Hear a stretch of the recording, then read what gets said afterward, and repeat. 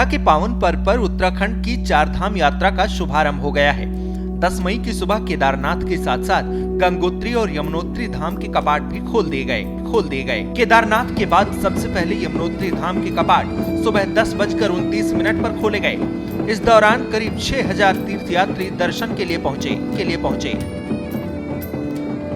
मां यमुना की डोली उनके शीतकालीन प्रवास खरसाली से शनिदेव महाराज की अगुवाई में सुबह 7:30 बजे यमुनोत्री के लिए रवाना हुई। करीब 10 बजे यमुना डोली यात्रा यमुनोत्री धाम पहुंची। इसके बाद विधि विधान से वैदिक मंत्रोच्चारण और पूजा अर्चना के साथ यमुनोत्री धाम के कपाट श्रद्धालुओं के लिए खोल दिए गए।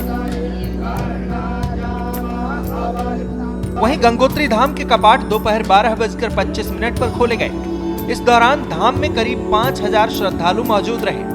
शुक्रवार सुबह 6:30 बजे गंगा की डोली भैरव घाटी स्थित भैरव मंदिर में गंगोत्री के लिए रवाना हुई।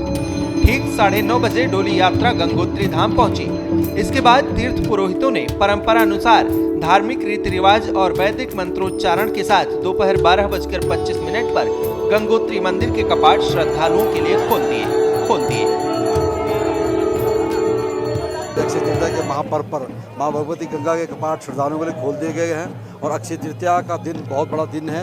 आज मां भगवती के तट पर जो स्नान करता है, पूजन करता है, तर्पण करता है, तो निश्चित तौर पर मानिए उसको मोक्ष की प्राप्ति होती है और उसके धर्म का कभी भी क्षय नहीं होता है। ऐसी आज की मान्यता है और आज से निरंतर 7 दिनों तक निर्माण दर्शन होंगे मां भगवती गंगा के। सप्तमी तक आप सब लोग पधारें। इन शब्दों के साथ आप सबका स्वागत। जय गंगा मैया की, जय गंगा मैया की। जिन धामों के कपाट खुले हैं, केदारनाथ, गंगोत्री और यमुनोत्री के, मैं इस शुभ अवसर पर अक्षय तृतीया के इस दिवस पर समस्त देशवासियों को और जनपद वासियों को, क्षेत्रवासियों को, प्रदेशवासियों को शुभकामनाएं देता हूं और मां गंगा, मां यमुना से, बाबा केदार से प्रार्थना करता हूं कि हम सबकी मनोकामनाएं पूर्ण करें।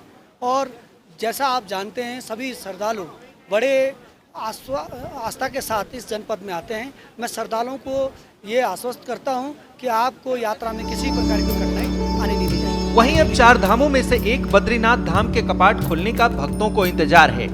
12 मई को सुबह 6 बजे बद्रीनाथ के कपाट श्रद्धालुओं के लिए खुल जाएंगे।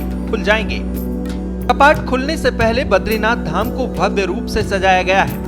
भगवान बद्री विशाल के अभिषेक के लिए तिलों के तेल की गाड़ू घड़ा कलश यात्रा भी अपने पड़ाव को पार कर धाम पहुंच रही है।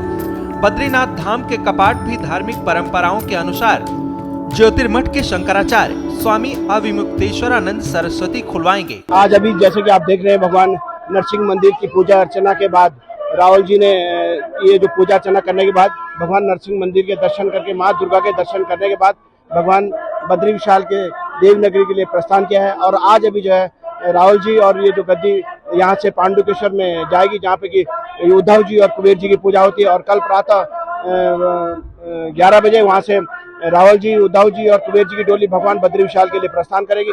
जैसा कि आपको दिखाई दे रहा है, लोगों में कितना उत्साह है। और कल परसों 12 तारीख को भगवान बद्री विशाल के कपाट खुलेंगे। बहुत उत्साह है।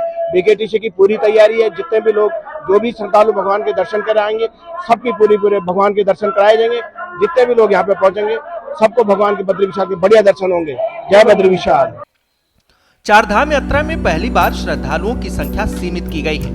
केदारनाथ में रोजाना 15,000 श्रद्धालु ही दर्शन कर पाएंगे।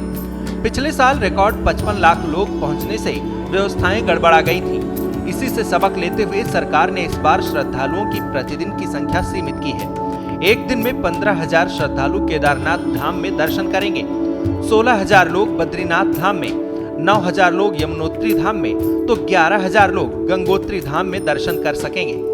यानी चारों धाम में रोजाना 51,000 लोग दर्शन करेंगे।